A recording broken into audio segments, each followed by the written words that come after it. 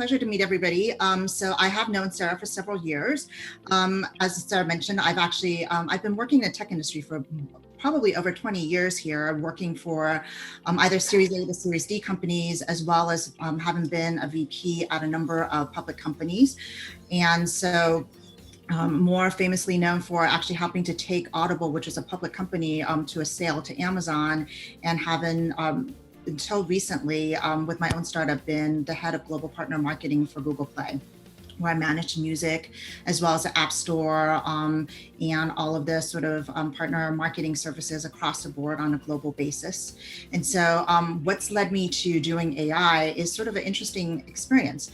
I've spent most of my career actually in bleeding edge technology, and the reality of bleeding edge technology throughout a 20-year career is that bleeding edge technology then is now everyday technology. And so I remember actually pushing downloadable software where you purchase and download software without a CD. And that was very early in the early to mid 90s. And so the idea of streaming music, I was working in this in 97. And so what I found myself basically looking at in terms of the future was basically in AI. I had just come off before Google doing work in a connected car and autonomous vehicle sort of setting in 2010. And that's very, very early in automotive. Worked at a Series A company that basically we exited to a very big public company called Harman.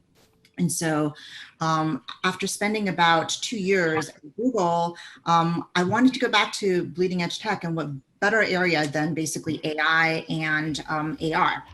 And so really went back and looked at what's sort of the important aspects of this area that is interesting to me. And so assuming that I can get my presentation to work, bear with me here. Oh.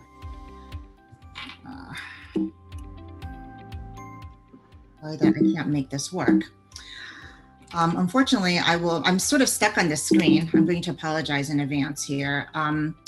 So what we have been working on at LookyLoo is what we consider to be one of the first female-based AI to help make decisions around clothing, and basically what we call look confidence. And the reality of when we look at technologies such as AI is that typically speaking, for this particular category area, the AI work has been around what we call the fit area, which is numerically trying to get you, typically a woman, from one size to another size. And so if you are a size 8 at the Gap, then where the existing technology basically leads you to say you're a size 10 in another brand.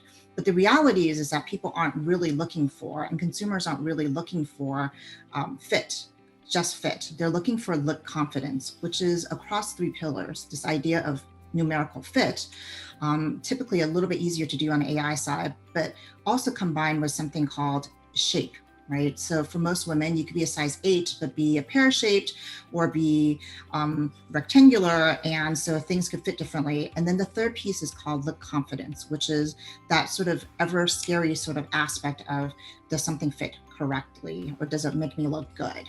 So when you look at basically combining those 3 pillars, it basically gives you what we call look confidence. But the technology and AI today don't tackle all 3. In fact, they only tackle one pillar of that technology, which is numerical fit. And so LookyLoo was built to basically build algorithms and an AI called Lucy to help basically determine what looks good.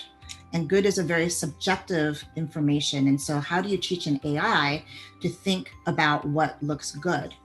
What makes this really imperative and important actually in the time of COVID is that already before COVID hit, around basically late 2019 and beginning actually mid 2019, we were already seeing basically the death of physical retail. And so for the first time, Victoria's Secrets, Abercrombie and Fitch, and a number of basically physical apparel clothing stores were shutting down. And so it's because we are driven by an entire generation, Gen Z and millennial women who are purchasing clothing online. But the reality is that business does not run very well. It's about a $250 billion returns business, which means that around anywhere between 30 to 60% of all clothing are purchased and then returned. And that in itself for a corporate environment is actually very challenging. It's as if you're giving $100 to Amazon for clothing, and then every time that you give $100, we basically pull $50 back. So you're really never getting $100. You're basically dealing with $50 as well as the processing costs and manufacturing costs related to that return. What's even more shocking and challenging, not just from a consumer side of having to return things that don't fit and not finding things that work for you online and purchasing clothing online, is that we generate more than 5 billion tons of waste through apparel returns every year, and that's US alone.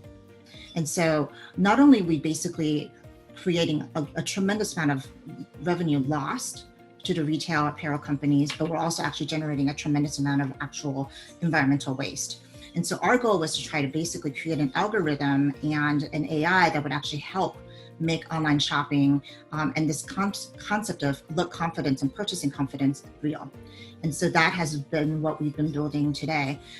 When we were in a early start process of basically looking to basically raise money pre-seed, basically mid-COVID had stopped because we had wanted to finish our algorithm, which is basically at this point where we're predicting 90% accuracy what people's body shapes are like underneath clothing.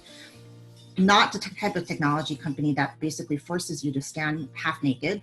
Most women don't like doing that, or in your underwear, or at a mall, scanning in your underwear to basically figure out what fit looks like, but literally figuring out what your shape and body size look like underneath clothing. Because more than 70% of women actually send selfies today to shop, but we don't have an accurate way to utilize AI technology to predict what their body shape and sizing is underneath basically a very well-used form of technology and information. What we hope to do long-term, generating this AI, is to also then move into the AR side, because for clothing fit, it would be a wonderful experience to be able to actually generate a fit through utilizing basically AR. But today, the AR technology is not up to par to figure out basically what would fit a body.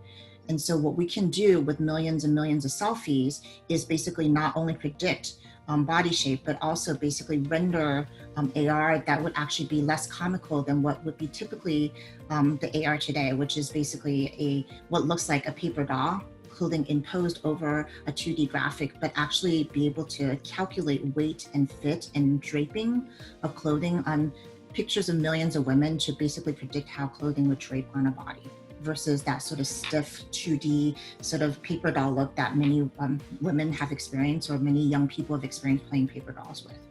And so that's sort of what we've been working on. And what COVID has done for us from a technology point of view is actually accelerated the need for the technology. Where we had interest before in our technology, we have now have more people knocking at our doors asking about the technology, because the reality is that they have to figure out how to sell more clothing online. And so it's much more imperative now, because they can no longer get people into stores to basically try clothing on.